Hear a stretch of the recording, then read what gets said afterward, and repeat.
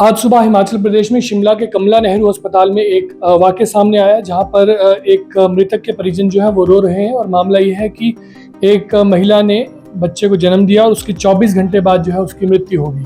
और परिजन ये आरोप लगा रहे हैं कि ज़बरदस्ती जो है वो उस महिला को शिफ्ट किया जा रहा था दूसरे वार्ड में, और उसी के कारण जो है ये हादसा पेश आया है।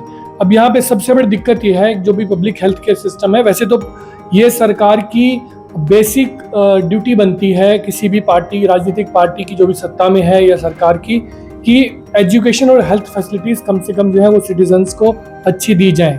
लेकिन कहीं ना कहीं जो सिटीजन्स हैं वो अनअवेयर हैं और अपने इश्यूज़ के लिए बोल नहीं पाते, लड़ नहीं पाते। एक अनजान सा डर उनके मन में रहता है कि हम कहेंगे तो पता नहीं क्या नुकसान हो जाएगा, जिसके कारण जो है वो जनता हमेशा नुकसान झेलती है।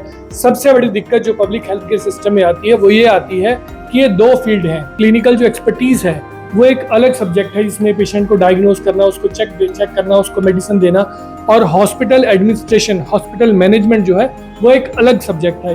ये दो अलग अलग सब्जेक्ट है। लेकिन कई बार ये चीज़ें देखने को आती हैं कि जो एडमिनिस्ट्रेशन का काम है या तो वो क्लिनिकल डॉक्टर्स पे डाल दिया जाता है, या फिर एडमिनिस्ट्रेशन का जो काम है वो किसी HAS या IAS तरह के अधिकारी पर जो है वो डाल दिया जाता है, जो कि पब्लिक हेल्थ केयर सिस्टम के एडमिनिस्ट्रेशन में एक्सपर्ट नहीं है। हॉस्पिटल मैनेजमेंट एक अलग सब्जेक्ट है, जिसके लिए अलग अलग कोर्सेज किए जाते हैं। उसमें ऑपरेशंस का सबसे बड़ा रोल रहता है कि हमारे वार्ड में कितने पेशेंट्स आ सकते हैं, कैसे पेशेंट को अच्छी हेल्थ केयर डिलीवरी दी जाए, कैसे जो है एथिकल प्रैक्टिसेस जो है वो की जाए, कैसे लैब्स में हाइजीन रखी जाए, हॉस्पिटल में HR मैनेजमेंट कैसे की जाए, फंड्स का यूटिलाइजेशन जो है वो लोगों को अच्छी सुविधा देने के लिए कैसा किया जाए। ये सारे सब्जेक्ट जो है वो हॉस्पिटल एडमिनिस्ट्रेशन में आते हैं। जबकि क्लिनिकल वाला, पेशेंट को चेक कैसे करना है, कैसे डायग्नोज करना है, क्या दवाइयाँ देनी है, कैसे ट्रीटमेंट करना है, ये एक अलग सब्जेक्ट है।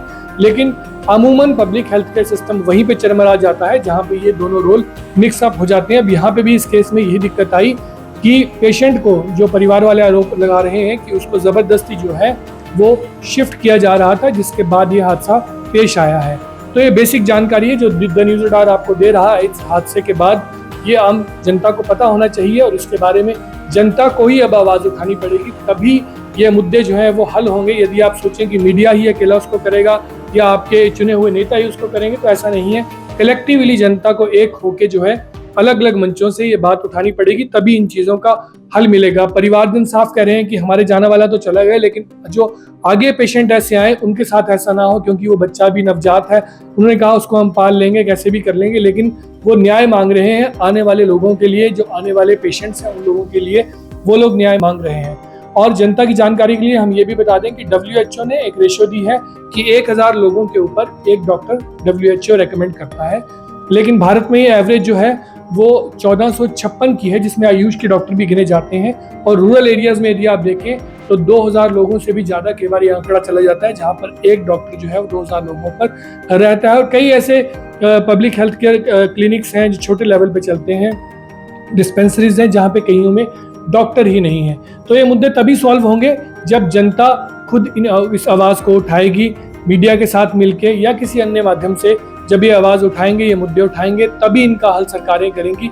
अन्यथा ऐसे मुद्दों का हल होना मुश्किल है, जब तक जो पब्लिक स्टेक होल्डर्स हैं वही इस डिमांड को नहीं रखते हैं।